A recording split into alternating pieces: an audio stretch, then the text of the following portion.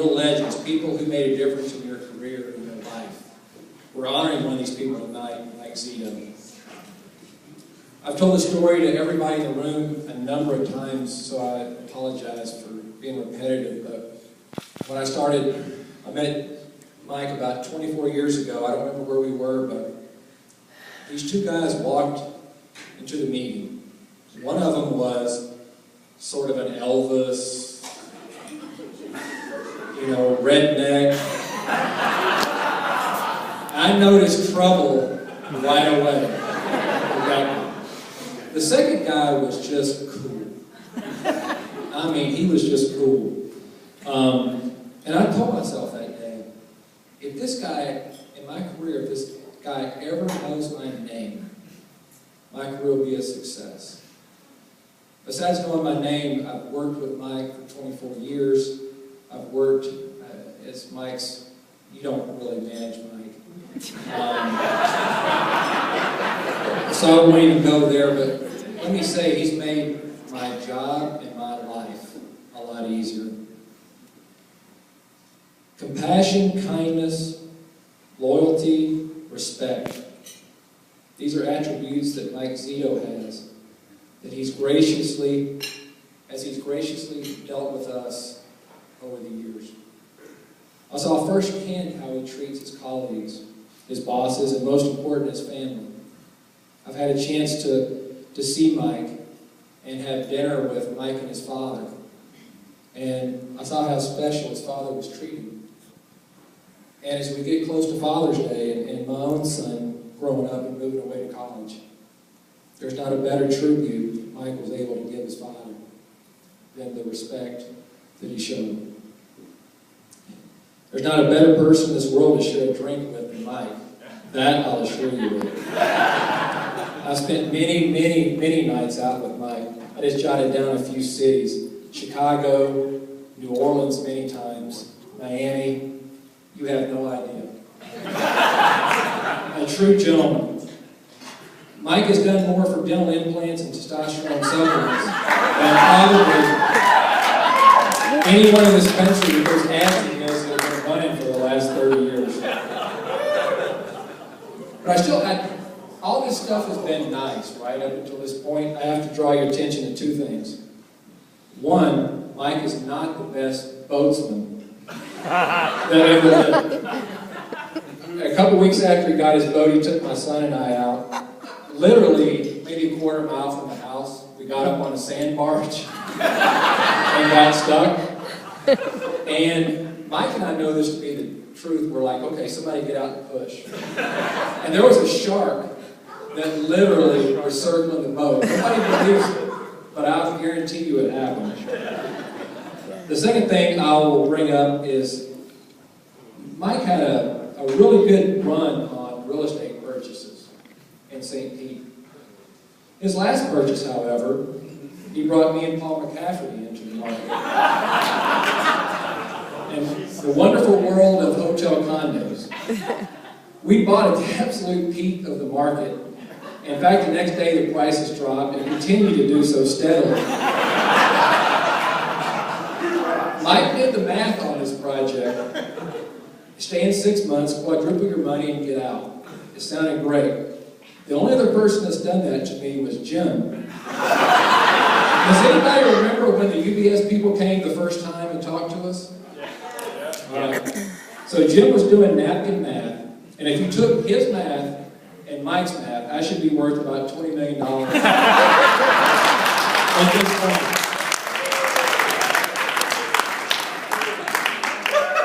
But all of you know I'm not. And I'm calling on Caremark and getting my ass kicked every day. So thanks to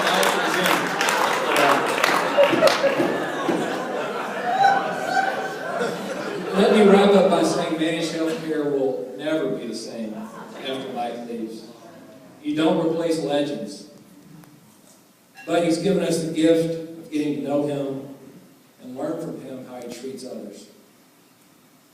God bless you, Mike, in your travels. It's been an honor and a privilege to know you. Thank you.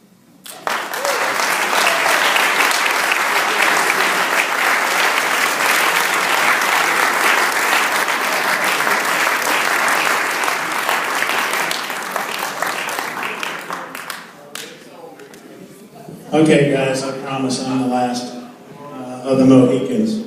Hope I haven't offended anybody here. We don't have any Mohicans, do we? You're not giving us I put a note on it.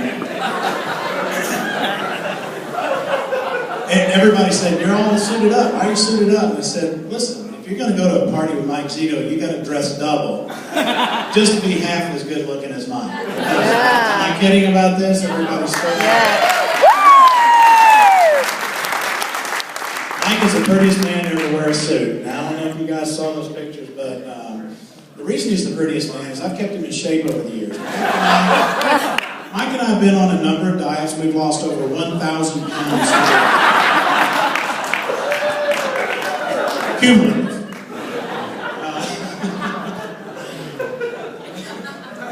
I'm sorry, I made a few notes because I tend to drink at these affairs. I met Mike at the chlamydia launch. True story. We didn't have it, we were very curious. Our former president used to say, if people aren't sick, we can't help them. So we had a diagnostic test to diagnose and treat chlamydia. If you don't know what it is, it's not a flower. Look it up on the STD website. That was the theme. Chlamydia is not a flower. Put that in the relay process and see what shoots out the other end.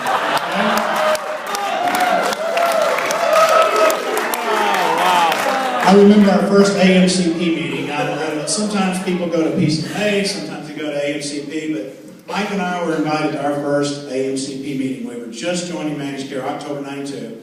So we go out there, and we get there a little early, and our boss is a little uptight, Joan Kaplan, a few other people in the group, and they actually went to the meetings. Mike and I we got a convertible. We drove up the coast to Las Brisas and had cocktails all afternoon. When we got back, there was an incident, and anyway, after that, the meetings you have to register and everything.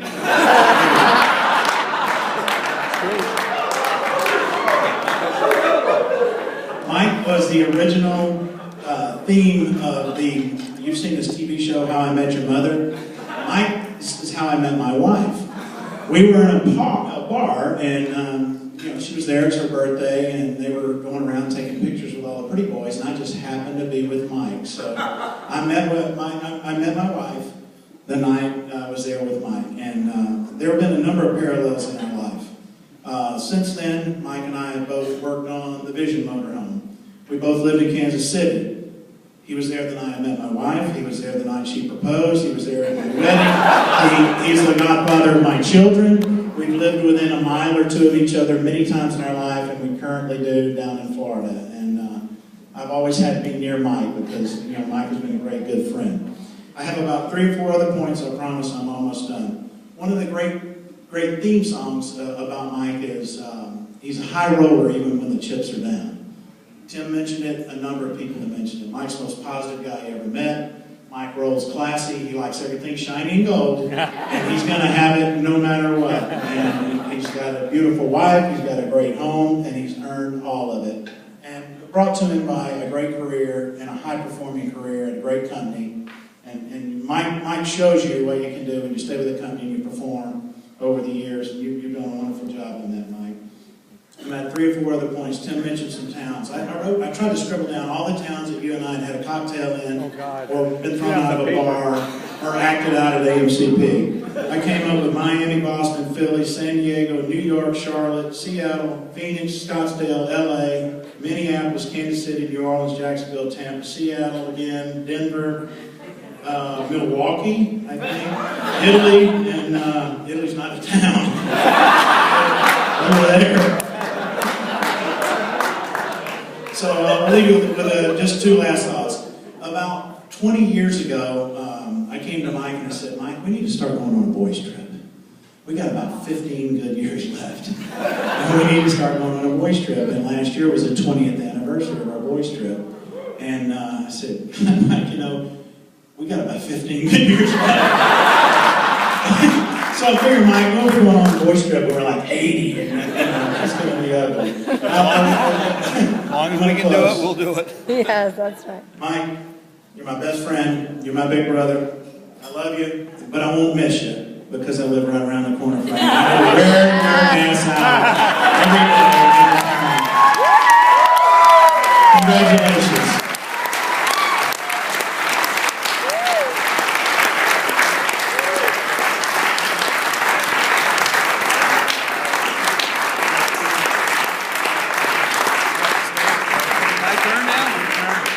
It's my turn now. Okay.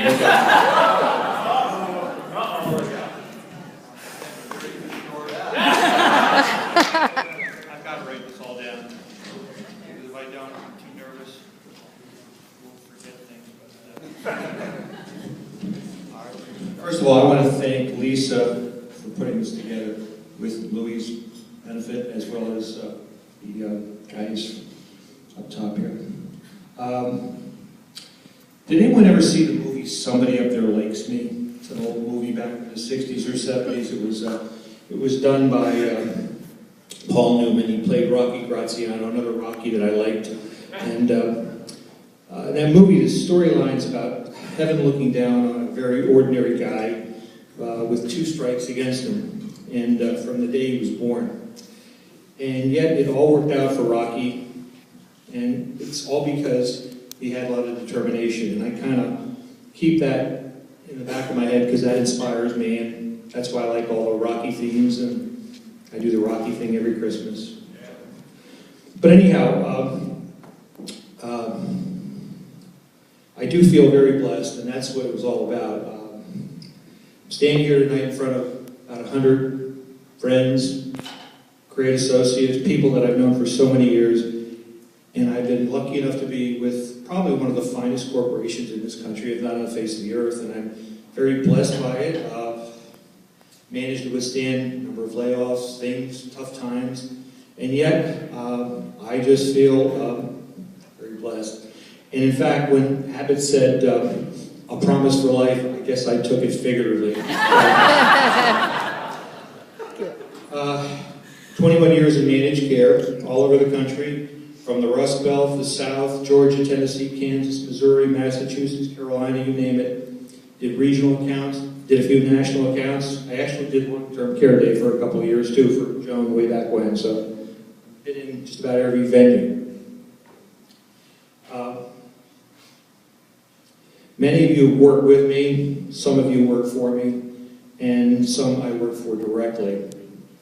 And believe me, there is nothing more honoring or humbling than standing here in front of you, hearing these modulations, because it's just very moving. And I just can't believe I'm standing here.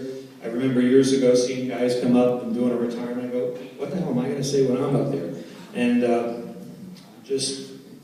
I'm just totally elated and beyond over the top, so to speak. But anyhow, just to give you an idea how the hell did I put up with 37 and a half years and deal with it. And here's a couple of little notes that I put down as to why. I've had 18 direct managers and 12 distinct positions and jobs over these years. My favorite manager, it wouldn't be fair to mention it, but I can tell you my top 3 in this room right now. So you look around, you can figure it out. My favorite job, I've had 3 of them. I've had more, but my top 3. Being a vision specialist, selling those blood analyzers out in the Midwest, oh my God, was that fun. It was outstanding. That was Really fun. was. God, got motorhome tour. My second was not only being a DM, but being the district manager in Philly, because I had 5 city assignments, and every time you had lunch with one of your reps, it was like a culinary delight. We went to all these great different places, and it was, wow, it was outstanding. It really was. And especially with Paul Fortino, he had South Philly, so we had lunch at some of the doctor's offices, they would make their own lunch and have you sit with them. So that was really kind of special. And my third job